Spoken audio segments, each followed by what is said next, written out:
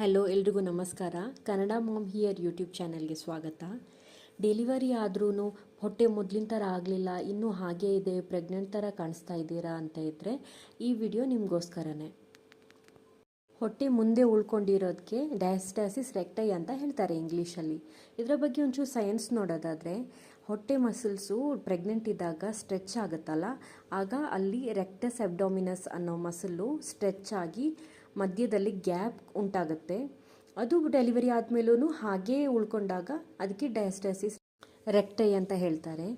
ಇದು ಡಯಾಸ್ಟಾಸಿಸ್ ರೆಕ್ಟೈ ವಾಪಸ್ ಮೊದಲಿನ ಥರ ಅಂದರೆ ಗುಣಪಡಿಸ್ಬೋದಾ ಅಥವಾ ಹೊಟ್ಟೆ ಮೊದಲಿನ ಥರ ಆಗುತ್ತಾ ಅಂತ ಕೇಳಿದ್ರೆ ಖಂಡಿತವಾಗ್ಲೂ ಆಗುತ್ತೆ.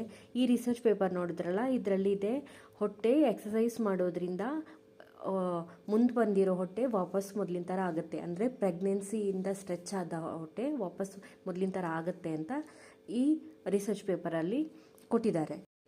ಈ ಫೋಟೋ ನೋಡಿದ್ರಲ್ಲ, ಇದು ನಾನು ಡೆಲಿವರಿ ಆಗಿ 3 ತಿಂಗಳಾಗಿದ್ದಾಗ ಹೊಟ್ಟೆ ನೋಡಿ ಇನ್ನೂ ಪ್ರೆಗ್ನೆಂಟ್ ಥರನೇ ಇದೆ.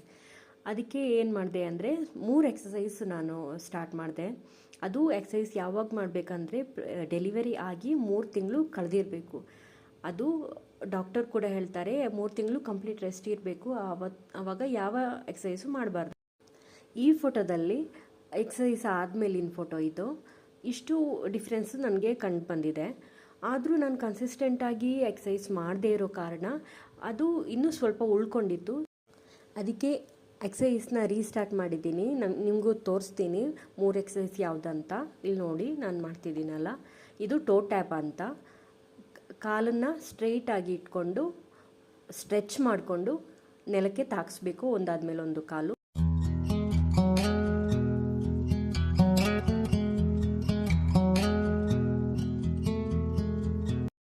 ಇದು 2ನೇ ಎಕ್ಸಸೈಸು. ಇಲ್ಲಿ ಏನು ಮಾಡಬೇಕಂದ್ರೆ ಬಲಕೈ ಎಡಕಾಲು ಮತ್ತು ಬಲಕಾಲು ಎಡಕೈ ಎರಡನ್ನೂ ಸ್ಟ್ರೈಟ್ ಒಂದಾದ್ಮೇಲೆ ಒಂದು ಈ ಥರ ಮಾಡ್ಕೊಳ್ಬೇಕು. ಆವಾಗ ಹೊಟ್ಟೆ ಮಸಲ್ಸ್ ಮೇಲೆ ಪ್ರೆಷರ್ ಬೀಳುತ್ತೆ, ಅದು ಸ್ಟ್ರೆಚ್ ಆಗಿ ಟೈಟನ್ ಮಾಡೋದಕ್ಕೆ ಹೆಲ್ಪ್ ಮಾಡುತ್ತೆ.